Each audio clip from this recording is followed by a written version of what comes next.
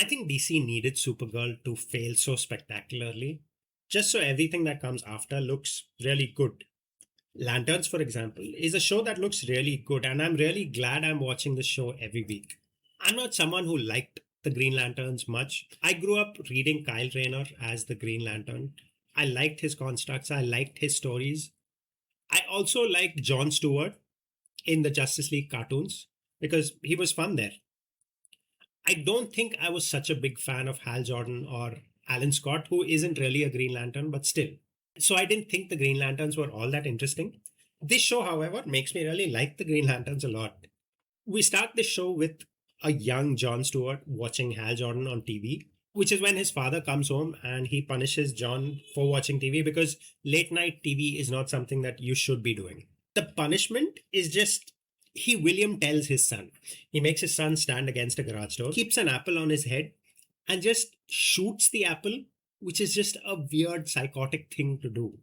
It's a psychotic thing to do to a young boy or even an older boy for that matter, for anyone really. And if you look closely, you see the bullet holes actually going down to when he was much younger. So clearly, this is something that John's father has been doing for a while, which is wild for me. I get that he's a military man. I get that he might be a good shot, but that's not something I would do to anyone. Next, we are introduced to Hal Jordan, who is an a-hole. He's jaded, he's very, very annoying, and he's a character I really liked. I don't know why, but I really liked Hal Jordan. I've never really liked Hal Jordan before, and I like him on this show. It's funny how both Hal Jordan and John's father put him through death-defying situations. His father putting an apple on his head and shooting him off. Hal just letting him drop off a cliff in a car with nothing but a Green Lantern ring. His relationship with both his father figures is very weird. I understand why Hal would be doing it because he's training Jon Stewart to be a space cop, but I don't understand why his father would do that to him. Later, Hal flies off to a football field where all the murders are happening, leaving John behind to figure out his own way back to Hal. And when John arrives, Hal tells him he wanted to see if John could make his way back to Nebraska alone. Why? All John did was get on a plane and fly to Nebraska. What the heck was there to test? Clearly, Hal is yanking John's chain, but a simple "I'm going to Nebraska, I'll see you there" should have been enough.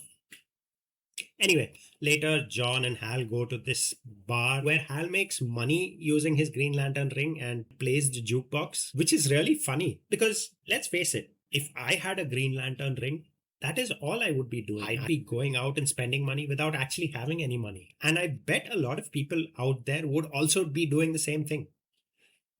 If you think about it, Hal's constructs are pretty rudimentary. They're very basic, not in the show because we haven't seen him construct too much just yet, but his constructs feel very basic. Jon Stewart, on the other hand, or even Kyle Rayner, their constructs are a lot more complicated. If you read the comic books, you'll see that both these people make constructs that are more advanced than Hal Jordan's constructs. There's also a race thing that's going on in the show.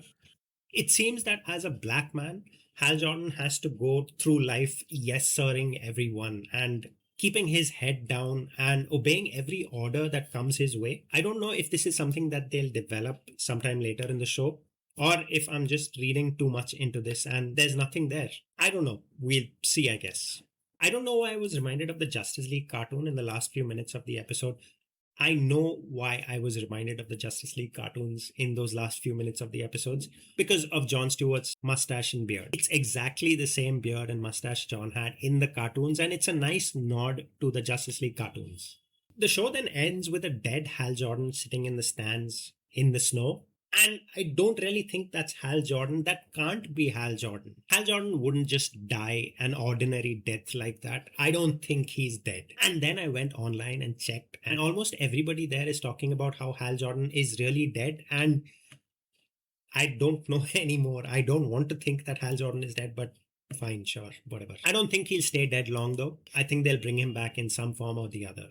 Anyway, that's the first episode of Lanterns. I really liked it. What about you guys? Did you like the show? What did you think about it? Tell me about it, and I'll talk to you in the next episode.